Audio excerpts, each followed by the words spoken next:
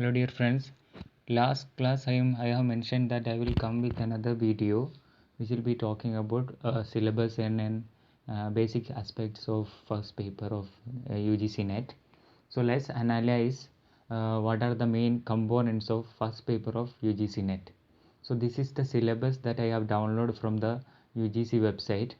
So here we can see the subject paper name is General Paper on Teaching and Research Aptitude.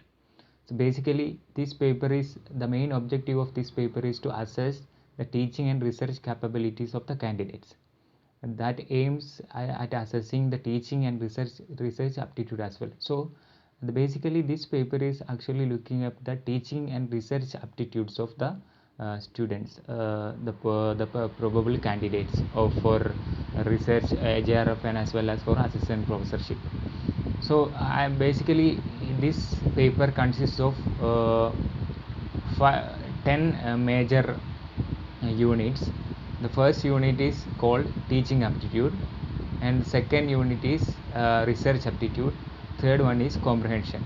In comprehension they will give you a passage, a long passage will be given, and you have to answer by reading it. So that is basically to assess your own understanding of the passage and the English skill as well. So this is the comprehension. Basically these all sections will be having in average 5 questions. So the total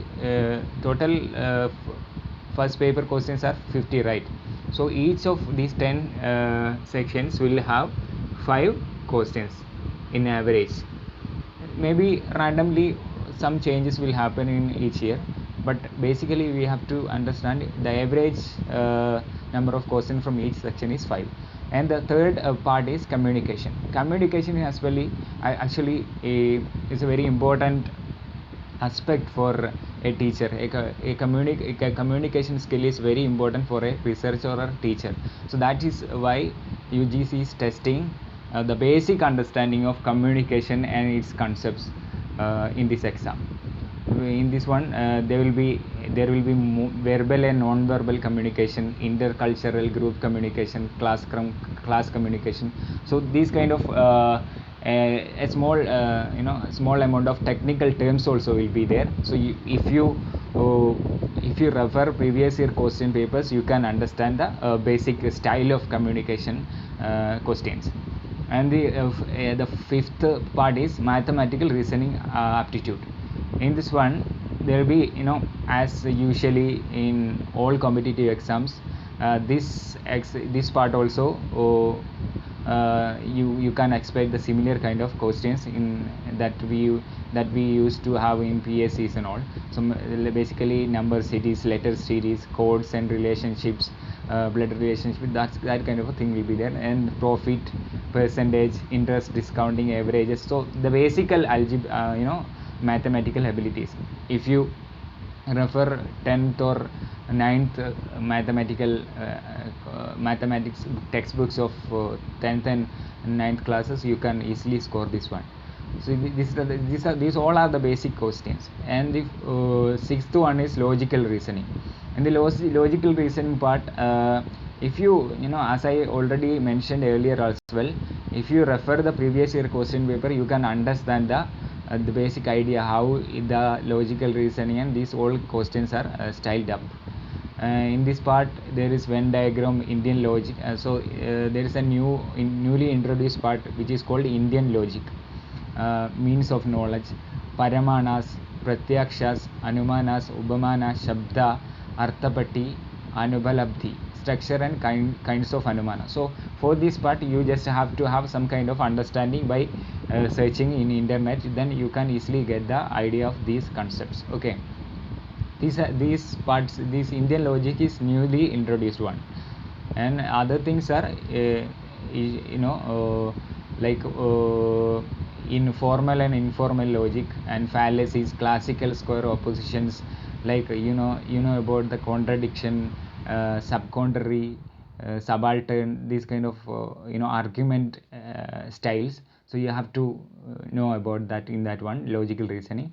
Then unit 7 part is data interpretation. This is quite tricky part, and most of the candidates will be consuming a lot of time for this part. So you have to practice it properly. Data interpretation, basically this part, they'll give you a data. From that you have to look up on that data and you have to calculate a little bit from that one. So you need to have a lot of practice on this area. For that you just refer a previous year question paper and take those data interpretation questions and practice properly. Then you can easily clear this part as well. Then the eighth one is in ICT, information and communication technology. That we know that in these times we are mostly relying on ICTs and internet based learning. So here this part you have to know the basic understanding of email, internet, basic of internet, and audio video conferencing, and digital prospects of higher education and governance and ICT, and these all aspects about computer based knowledge and ICTs you have to know. Basically you only have to know the basic aspects of that. If you refer the basic course textbooks of 8th and 9th and 10th standard, then you can easily score this part also. Then the ninth part is people development and environment.